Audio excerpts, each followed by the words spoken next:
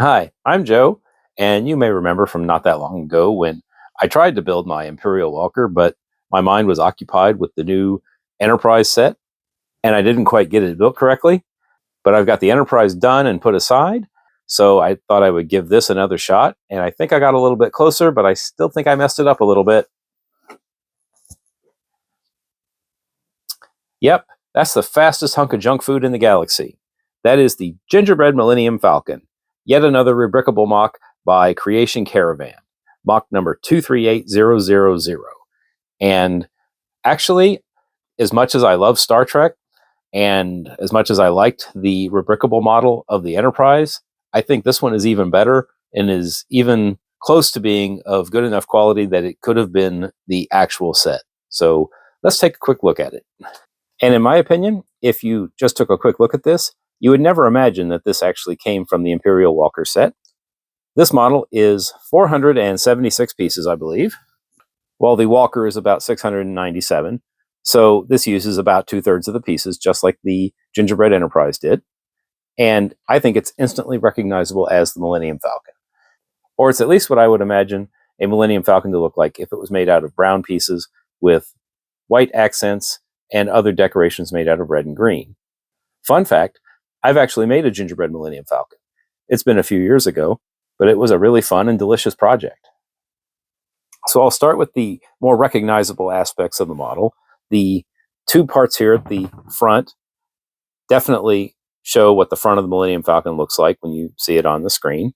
The cockpit area here off to the right gets its angle here from a hinge plate and is connected to the center of the model through a Technic axle with a brick with a Technic hole in it, which gets its angle using the connection of plate on plate at an angle, kind of like what the dish here is, which is made to look like a Christmas wreath, but it's attached to the model using a clip and bar connection here, and this white plate is only connected in one spot. So that's how you get it at an angle, because when it's only connected on one stud, you can move it around. The guns at the top here are candy canes, which is absolutely perfect for a Gingerbread Millennium Falcon. The discs here on the back, which I don't know what those are called. I know that they're a distinctive feature of the back of the Millennium Falcon, and I know way less about the anatomy of a Millennium Falcon and other Star Wars ships than I do about the Enterprise, but you definitely get the idea of what's going on here. And of course, you've got all the red and green and pink tiles just kind of sprinkled about to look like the little candies you would attach to a gingerbread creation. The back here, you've got the light strand to function as the lights from the engine, which, again, another perfect reuse of that particular element. The bottom doesn't have much to speak of. It's kind of unfinished, but that's not a big deal for this kind of model. But it's still pretty swooshable. I mean, it's very solid to hold around. You don't feel like anything's going to come apart in your hands. There are a few connections that are only by a single stud, but it still feels really solid. Now, these arch pieces are pieces I added to the model. They actually are part of the Imperial Walker set, but it lets it function as a stand. But if you don't add those, the Millennium Falcon will just sit on the shelf or the table or whatever. One of the things I'm most impressed by is the very, very subtle use of pieces here to hold the cockpit area at the angle that it is. You can see here, you've got that's what LEGO calls brick yellow, with some other brown pieces on it attached by clips.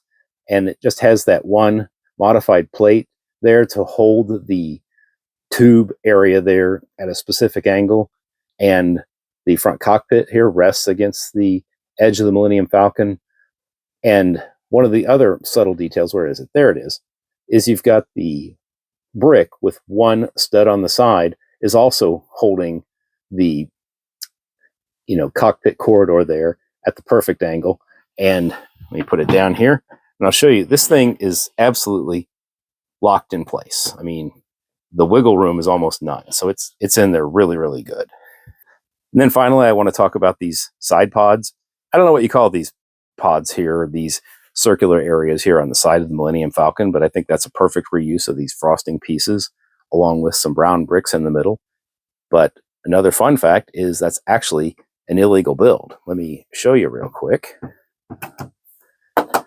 This is layered on top using, these are headlight bricks with a brown brick on the side of those headlight bricks. And that's sitting on top of the frosting piece. And that is actually an illegal building technique, because if you look at the frosting piece, it's got the word LEGO in the mold, which is just slightly higher than the rest of the stud, which means that when you put a headlight brick on top and you have bricks attached to the side, there's actually just a very, very tiny fraction that it's off, and it's going to push this little subassembly up just slightly, and is considered an illegal technique, especially when you add these other bricks here on the side. And I don't know if it's even visible here.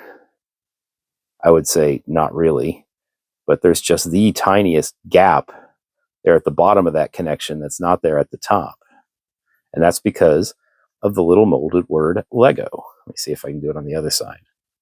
Yeah, it's not necessarily really visible, and it's not something I'm saying makes this a bad model in any way. I just think it's interesting when you actually catch one of these being used in a model. Yeah, you can see it just the tiniest bit, where you can see where the subassembly is being pushed up by the word LEGO in the mold. But seeing as this is Han Solo's ship, you know there's going to be some illegal stuff going on anyway, so this building technique really is kind of appropriate. Thanks for watching my video about the Gingerbread Millennium Falcon. I think this is a great rebrickable model, and I really wish I had an extra of the Gingerbread Imperial Walker set so I could display both of them. But I am going to try and actually build the Gingerbread Imperial Walker and hopefully have that done before Christmas. I did not get the Star Wars Advent Calendar this year, but I have gotten it several times in the past, so I have collected quite a few Star Wars Christmas decorations, enough to make a small display, and I hope to be able to show that to you before Christmas this year. But until then, remember, today is a good day to build.